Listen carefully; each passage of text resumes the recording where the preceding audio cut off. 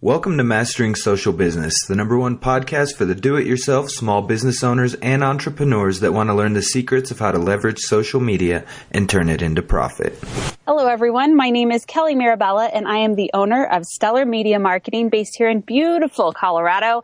I help busy professionals learn how to utilize social media, and I can help you too.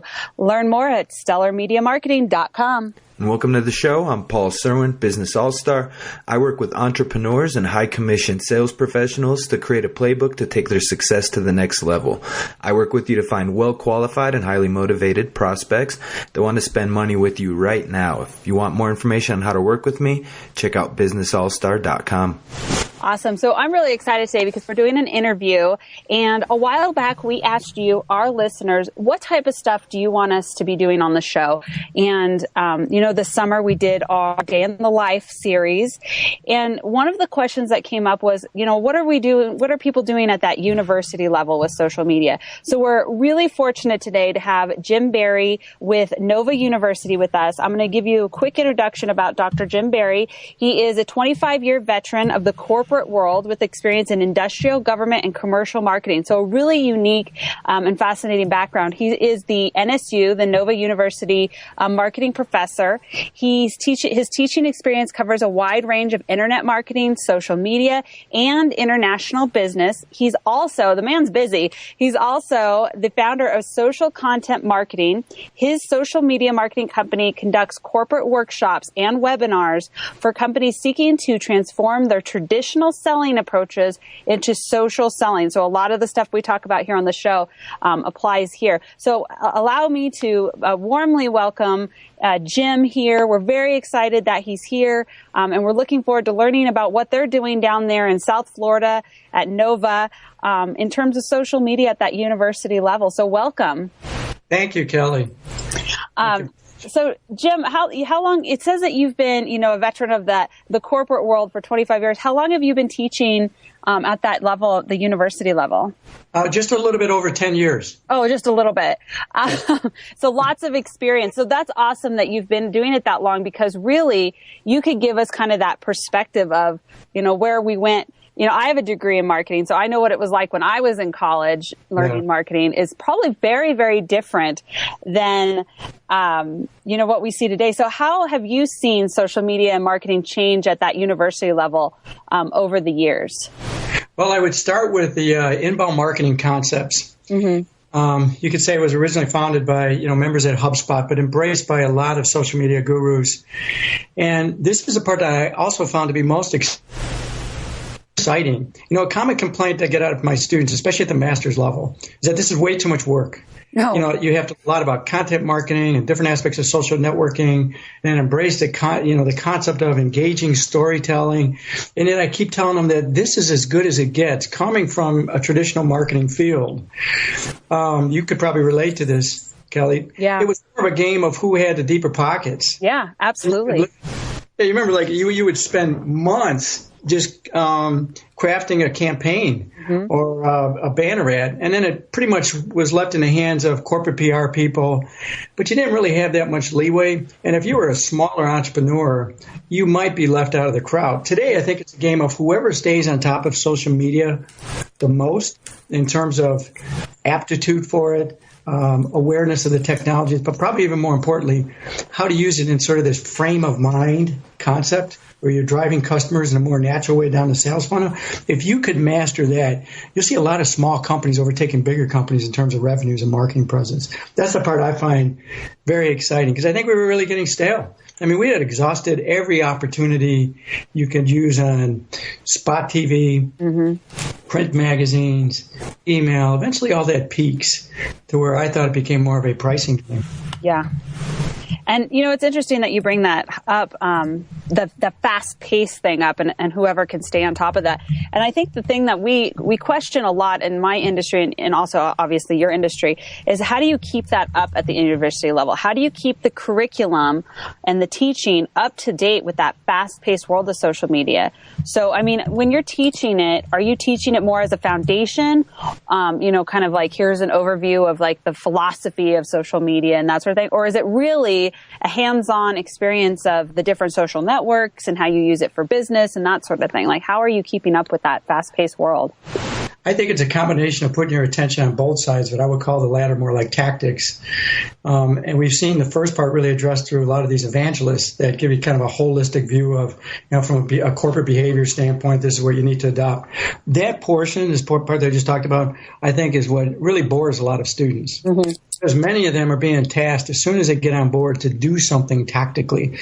On the other hand, you've probably seen this, there's a lack of attention on strategy. I think there's some real social media gurus that have grasped that, like Joe Pulizzi, Jay Baer, Michael Stelzner, and others, where I try to get them to focus more on how are you going to embrace this concept of like content marketing and use your channels not to push through marketing messages, but basically to escort your customers as a problem solver. And by the way, while you're doing it, do it in a funny way, entertaining way, be a storyteller, show your persona, etc. But we do it first. If I can accomplish that strategically, it's less important for me to have them embrace all the tactics. So, for example, some of the assignments as they start reaching the sort of like the capstone exercise, mm-hmm. I'll have them get familiar with all the social media elements. But you don't have to be a master at Google+. However, you'll have an assignment where you have to pick and design between using like a Facebook competition to grow your fans and engage them, or Google+ Hangouts in the air, repost it onto Facebook. So I'll give them enough trial into the tactics to where they understand it. Mm-hmm. But the attention goes back to, what are you trying to accomplish from a marketing perspective? And I would say, so that's more of the strategy side. Mm-hmm. Well, I'm glad to hear that you guys are teaching strategy still, because I can't tell you, that's one of my biggest challenges as a consultant, is running into so many business owners and solopreneurs and what have you that want help with social media or doing social media, but they have no idea what they're really trying to do. They have no strategy. Yeah, I have that with a lot of clients, they come up to me and say, I don't know, we tried Facebook, it just doesn't do anything for me. So how are you using it? Well, we showed them pictures of our attending an event and go, but strategically, what are you trying to accomplish? Yeah. Are you trying to accomplish a broader set of fans that you can engage in to eventually roll out your content? Or are you actually using that as networking channels to where you befriend them as sort of a thought leader? And, you just see the eye glazing. Yeah. So it's more like, we'll build a platform and they will come. Yeah, it doesn't work that way. Well, no. You know what I find very interesting, though? I think it does benefit an instructor if you have a lot of experience and you're actually a Generation X or a baby boomer. This is what I found really interesting. My students are often ahead of me in terms of the technology usage. Yeah. I try to stay ahead of them, but sometimes it's always telling like, hey, there's an app that you can get that make it a lot easier, Professor. But here's the thing I'm surprised of. They don't trust media as much as the earlier generations, mm-hmm. but their tendency is to use social media in a very traditional way. I use this concept called hold, if you remember that from the movie Braveheart. Mm-hmm. Like Paul Revere, wait till you see the whites of their eyes. And I said, look, the business will come. When you're at the middle of the funnel, here's what you're doing. You're trying to court these people as sort of top of mind when they're doing evaluations or formulating their criteria. Don't sell your stuff. And their automatic tendency is, look, we don't have time for this. We're going to cut to the chase. And automatically in their blog, there'll be a big-time promotion. And I'll tell them at that point the story's over. Yeah. Even people like Michael Stelzner say, I have to be very crafty when I roll out my content to introduce even something like an event. Yeah. And he has this chart where he says, the moment I do that, there's a drop in followers. I believe it, because people don't want to be sold to either. Exactly. But surprisingly, millennials aren't embracing that. So I think what they have in their mindset is, well, we see how this is done traditionally, but a lot of them are just using social media to connect and chat with their friends. They're not necessarily buying into this concept that it's a very permissive, non-interrupting form. And you better be journalistic in your styles, and it's got to be dealing with their problems. Consider the kind of persona you have as it resonates with your customers, not your product line. Yeah. And to me, becomes the biggest challenge. Yeah, you got to build those trust relationships first and foremost. Exactly. It's so interesting that you brought that exact thing up, because it was actually going to be one of my questions, and I bring in Yoda for my Star Trek or Star Wars fans out there.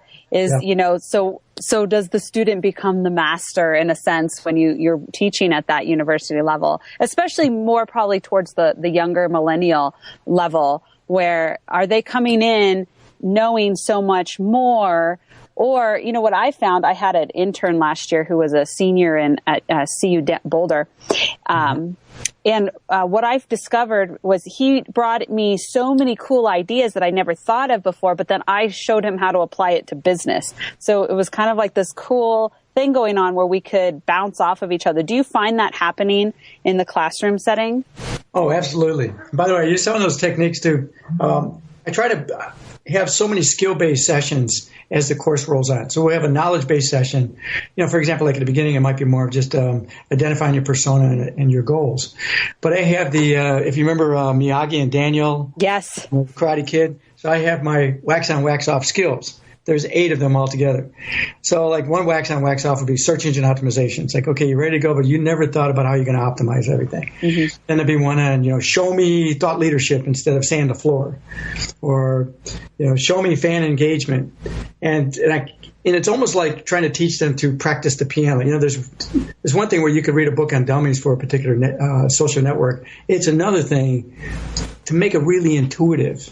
Mm-hmm. Where every move you make, you've got to have things optimized. You got to think of fan engagement. And the more you kind of, like you're saying, you spice it up like in the classroom like that and get them involved, especially if it's in a caricature or cartoon type setting, something fun, the more engaged they get into it.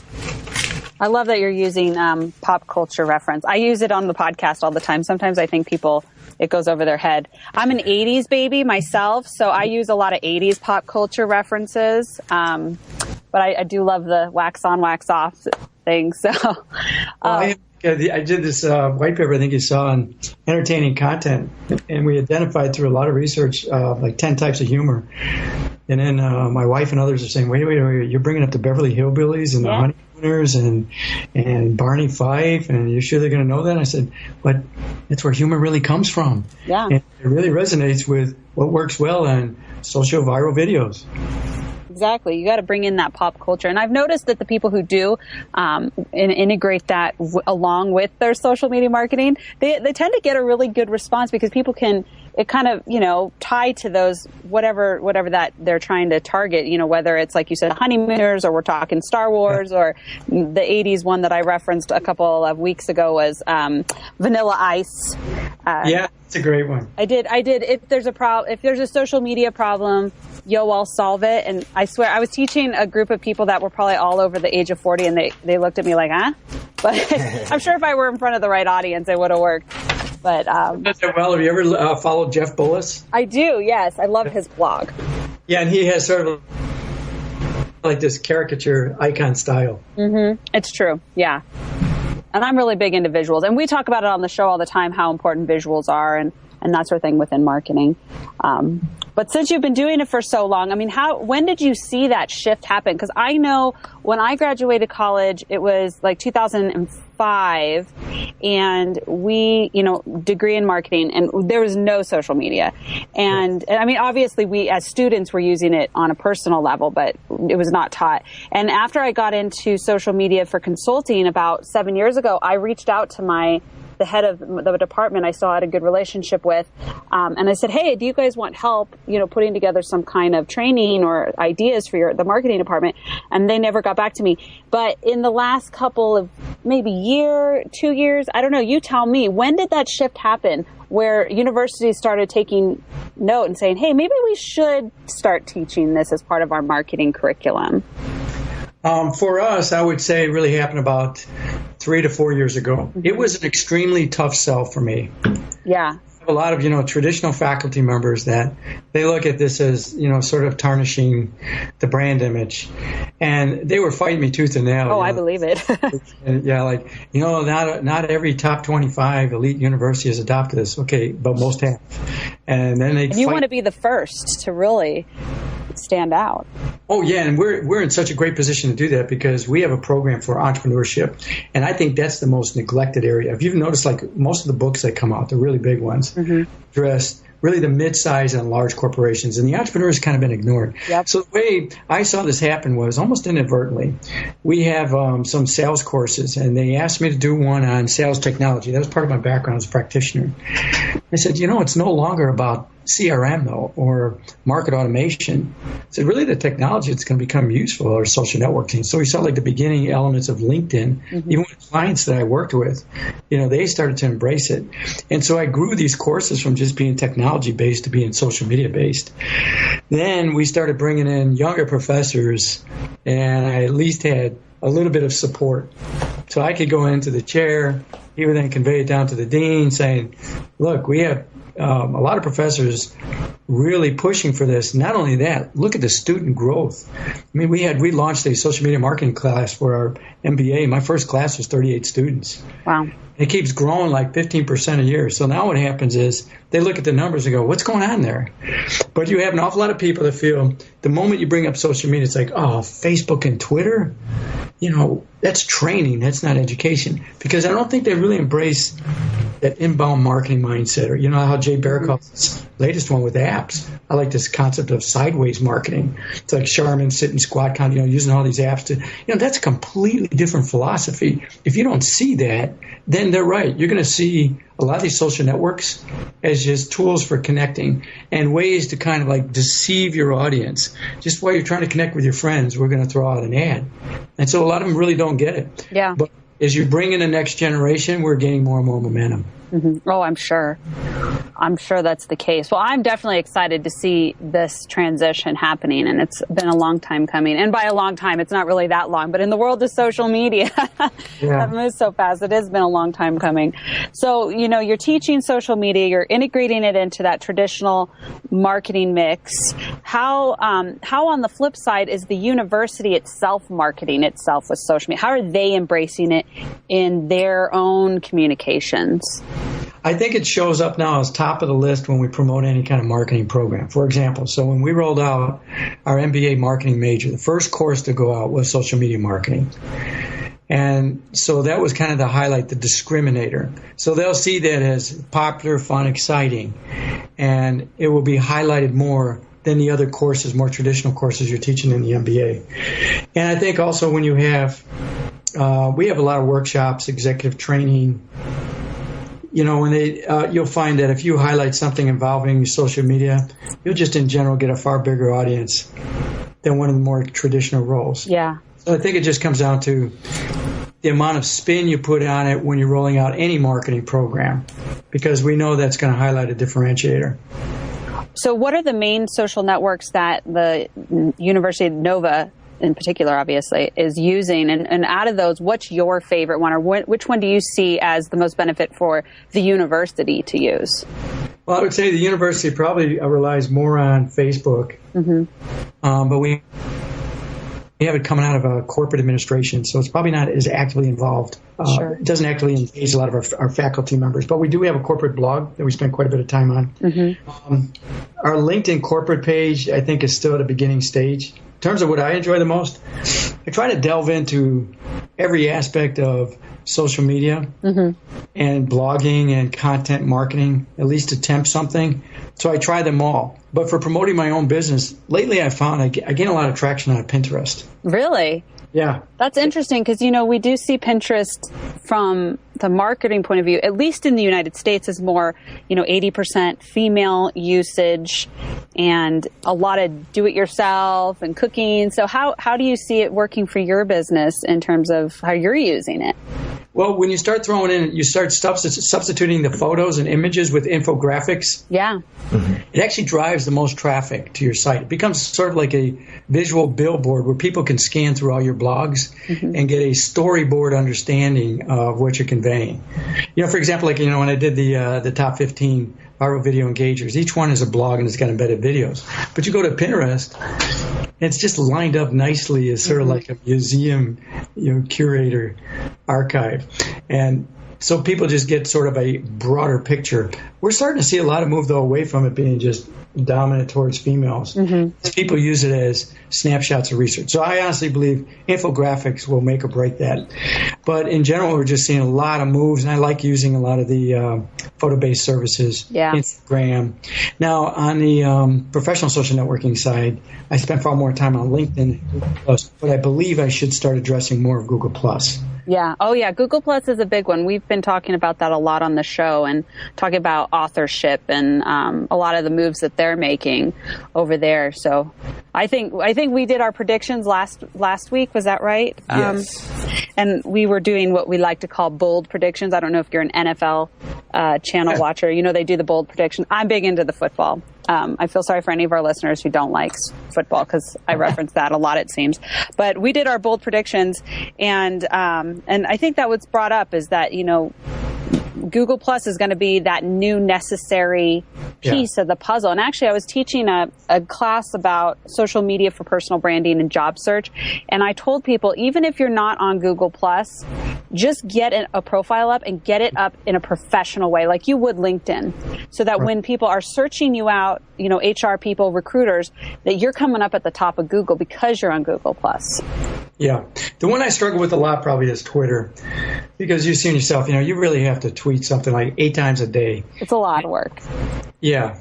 And you get the mix of curating others' content, telling them something about yourself and your own content. And it really pressures you to be able to come up with like a piece of original content every 2 days, which is a strain for a lot of small business people. But I feel like it's just so taxing on a lot of us. You know, I'll see followers fall off real quickly. Like just this conference I went to, stay away from it for 5 days. I lost a lot of followers. Yeah, just because you weren't posting. Yeah, exactly. And I think to a certain degree, you have some of that in Facebook. I think there's some new, exciting social networks that the younger folks are grasping, like Tumblr, that I'm, you know, putting more emphasis on that. Instagram, obviously. But I also have a lot of students stay away from niche-oriented platforms, just because I think they'll end up confusing themselves and exhausting, you know, spreading the resources too thin. Yeah, you want to stay on those main ones. Yeah, like Slideshare is really big. It's a component of LinkedIn. But, you know, I'm finding I'm constantly going out buying more books to understand, well, how can I really embrace it to its fullest extent? So I think eventually at the end of the game, you have to say, all right, you'll get a lot from Google+, Facebook, LinkedIn, maybe Tumblr, YouTube. Yeah. And then definitely have your own personal blog with embedded videos. Totally agree. Paul, did you have a question? I don't know if I accidentally cut you off. Oh, no, I don't remember what I was going to say.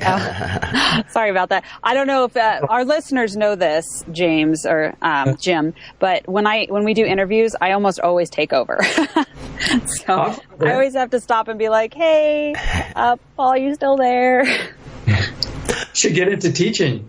You know, I do. I actually do teach here locally in Denver. I just don't teach at a university. I teach private companies and do some public stuff. But, you know, it's interesting you brought up Slideshare. When I do teach, I always ask people, do you guys know what Slideshare is? Especially when I'm teaching LinkedIn. I would say 99% of the time, nobody in the room even has a clue what it is. Yeah. I use it all the time. It's one of the fastest growing social networks. Yeah, I'm beginning to use it far more often now. But I still had this perception that it was more about just uploading a PowerPoint. I didn't see the community interaction and fan engagement. Yeah, there's quite a bit going on over there. It's actually very surprising. So, so tell me, you know, we have a couple more minutes. I want to ask you, so where do you see social media going in the future in terms of marketing and how businesses will use it? And I know it's hard to say that because, you know, social media goes so fast. So let's say next year, what's your prediction for 2014 future of social media? I think you're going to see far more mobile social. Even mobile video social. Definitely mobile is going to, the video portion will represent the broadest portion, I believe, of your social content. Now, the other thing about the mobile is I think you're going to see sort of a resurrection of the Foursquare, Goalas, et cetera, where we're going to get far more into context marketing. We're getting more evidence on how it's becoming useful. You're getting tools like Twitter, Vine, and all that where people can give like small snapshots. So I think you're going to start seeing the local companies, franchises, retailers, and all that come out of the woodwork add things like, QR codes. And you're going to see that sort of that real-time social connection will really hit us by next year. Let's see, other trends. Definitely things are going to be more photo-based, visual-based in general. And we're going to start weaning off of a lot of the text-based content. I think just because we have too much. Yeah. I mean, everybody's blogging. And then even when you go to Twitter now, you'll probably see it's going to be more video captures. Yeah, very visual-oriented. We're definitely going to get a lot of people grasping how social media really is search engine marketing. Some of them just see that, okay, well, you got to keep your content fresh. That's one way of doing it is through your blogging. But no, there are algorithms, Panda, Penguin, Hummingbird, and all that are going to force you to put far more emphasis on your content and all those magical keyword combinations on a landing page. So it's going to be blogging. Now, you might start seeing the first elements of some of the traditional media that's going to turn around. I mean, we saw that, for example, like an email. Social media actually helped email. Absolutely. You're only going to get so far in terms of controlling people on the sales funnel if you don't embrace that. So I think more people will see that, wait a minute, that's not a dead field. That has to be integrated, or you're just going to be sending your information out virally with no control or targeting your messages. And I think we're going to see the same types of things like with podcasts. So you see an awful lot of people saying, look, you thought it was dead back in 2003, but it's going to come around. That and even some print magazines will start coming around as people go, you know what? We are burned out from social connecting as early as 5 o'clock in the morning. I want to chill out. I'm in a car. I'm on the treadmill. I'm at home relaxing. I want a niche-oriented magazine or listen to a podcast. Yep. So you may actually see next year, it won't be anything really revolutionary. I don't think we'll see any brand new social networks dominating, but I think you'll start to see some of the more traditional media getting integrated into the fold. Which I love to see. I would love to see more and more of that. I think you're right. I think it really helps strengthen everything. And when I teach my classes, I really tell people, social media is not going to save your business. You really have to bring it all together. And then, of course, start with good customer service and a good product. If you don't have that, then you better just start over. But I have my students actually do an exercise. It's a individual exercise towards the end of the class, and I have them follow what I did on my own an evening with my wife in 2016, and we talk about how we're going to really leverage like location-based services and context marketing in general to the extreme. Everywhere we go, we go here, I get a little Twitter Vine, it's going to tell me how to pronounce pasticcio. Further down the street, local cigar guy sees that I've just checked in. He gives me a little info. My wife is downloading all the QR codes to get some special in the Macy's before she walks in there. And I think it's that area that will take off because right now you just don't have enough active members. People are like, well, I don't know enough people to make this worthwhile. But if it grows like Facebook, and Facebook, is going to have a more enriched place-oriented location-based service. Now you have all your sponsors on there, all your favorite vendors, plus your friends. Then I think it will really take off to where you start to really rely on your iPad or your smartphone to guide you around like a shopping mall. Yeah, they already kind of have it, like at the Apple store. Yeah. If you have the Apple app, they can track your movement. And actually, I was watching something on Good Morning America this morning where more and more retailers are tracking what kind of the hot spots are in the store. And then they can take that merchandise and kind of spread it out to encourage more browsing, I guess. It's just real interesting how technology is coming to life almost, in the real world and helping things. That would probably go to the extent of supermarket shelf space smart capabilities. So, for example, start approaching an aisle. But I think that's more of 2 or 3 years out. I think we have to master this game that when you show up in a themed area, like my example would be City Place, where you've got movie theaters, restaurants, all in that one area, that's where people are going to really rely on it. And then I think when the big supermarket chains start seeing that, okay, people are really relying on the phone everywhere they are, then you start getting into the smart shopping. I would predict that's more like 2017. Yeah. Well, that's some interesting stuff, and I would love to see stuff like that happen. I think some people might have some pushback because there always is. But we're pretty much out of time. So before we leave, I want to ask you one more question, if you wouldn't mind sharing.